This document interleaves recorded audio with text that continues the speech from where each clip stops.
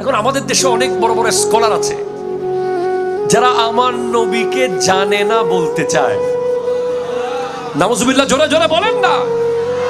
বর্তমান বাংলাদেশে একজন বাউল শিল্পী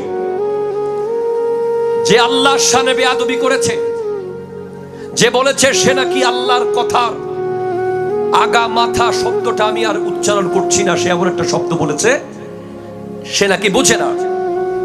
সে বলছে কুল আউযু বিরাব্বিন নাস, মানে নাচতে বলতেছে নাকি।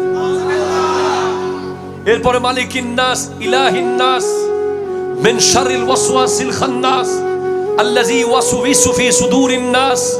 সে বলছে এগুলো সব নাকি নাচের কথা।